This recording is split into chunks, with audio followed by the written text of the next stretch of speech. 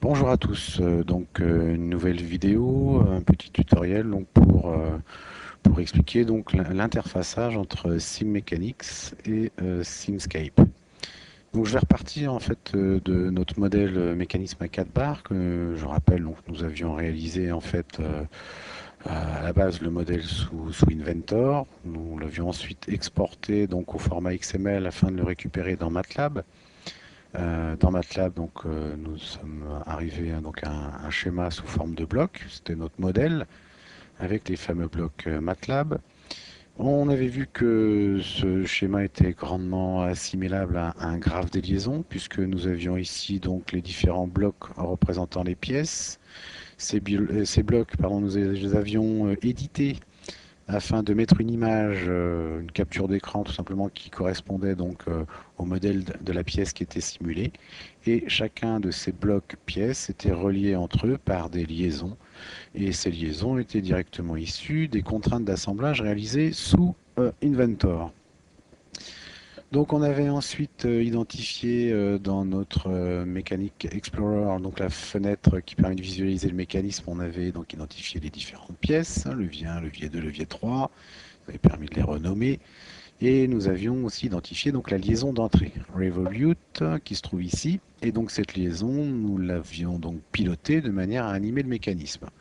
Donc un double clic sur la liaison et nous avions mis en entrée une entrée qui provenait de motion, qui provenait de by input. Hein. Donc c'était en entrée un mouvement et auquel cas donc le torque était calculé, le couple était calculé automatiquement.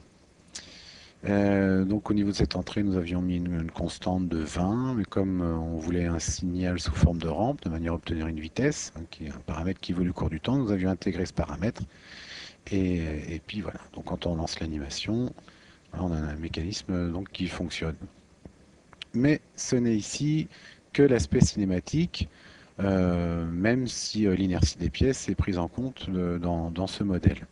Et donc on avait dit que pour la suite du tutoriel, donc on mettrait en entrée de cette liaison, donc la variable cette fois serait en fait issue du couple prélevé sur un moteur électrique. Donc là j'ai plus besoin de ces blocs, donc je vais tout simplement les supprimer, voilà. Et puis je vais insérer donc un modèle d'un moteur électrique. Alors ce modèle, il est déjà prêt, donc voilà, il correspond en fait au modèle que nous avions déjà réalisé dans la première vidéo. Donc là ici je le prends, je fais un copier, coller, voilà. Donc le modèle est inséré dans notre modèle SimMechanics.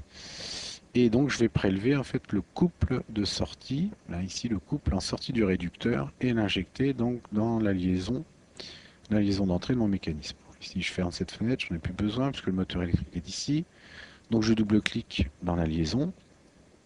Voilà. Et donc au niveau du pilotage de la liaison, cette fois je vais lui dire qu'en entrée, donc le couple sera prélevé directement et donc la vitesse sera calculée automatiquement. Voilà, donc ici on voit qu'on est passé donc d'un port avec un symbole Q à un symbole T.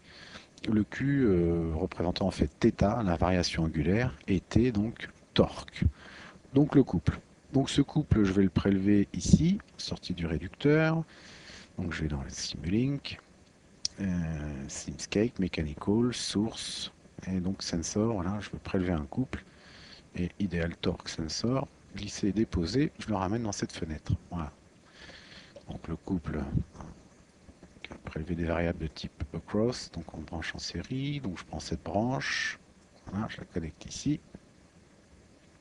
Alors je vais mettre mon inertie avant, hein. Voilà, je relève l'inertie. Donc en sortie de ce torque, ici je vais faire un clic droit, je vais le retourner puisque je voudrais qu'il sorte par le haut. Donc flip block up down, voilà. Et donc la valeur qui est ici, la valeur de la variable, je vais l'insérer ici dans ma liaison. Inutile de faire tout ce détour. Voilà. Ensuite, Donc maintenant, donc c'est notre moteur électrique qui va piloter la liaison ici. Donc donc c'est provoqué par un couple.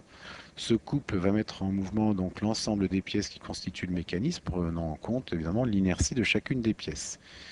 Et ça va donc générer un mouvement et donc une vitesse. Et cette vitesse est donc tributaire du couple en entrée et de la masse des différentes pièces.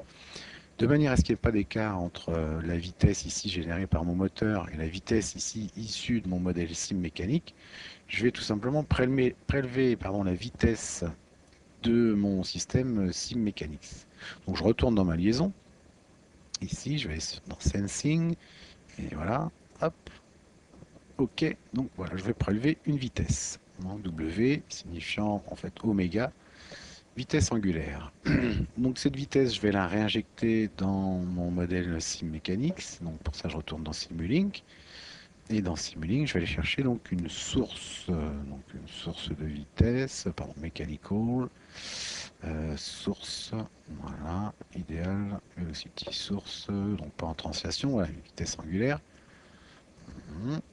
Donc je vais mettre ces deux blocs face à face. Donc ici, je vais retourner, voilà. Et pareil, comme la donnée arrive du haut, c'est pareil, je vais le retourner. Juste une sorte de présentation. Up, down, voilà. Ici, donc je prélève la vitesse de mon mécanisme de manière à la réinjecter dans, dans Simscape. Ici, je relie les deux.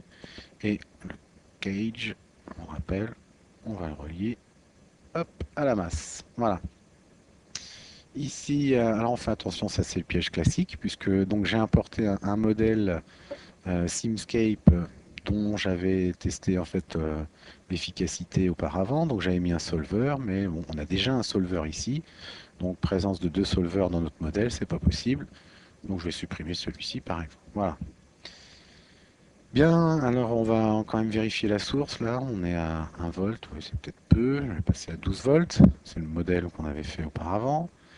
Et puis donc là, je vais lancer une simulation pour voir ce qui se passe. Voilà, donc on a notre mécanisme qui est maintenant mis en mouvement par l'intermédiaire d'un couple en entrée issu du couple moteur du modèle qui a été réalisé dans Simscape.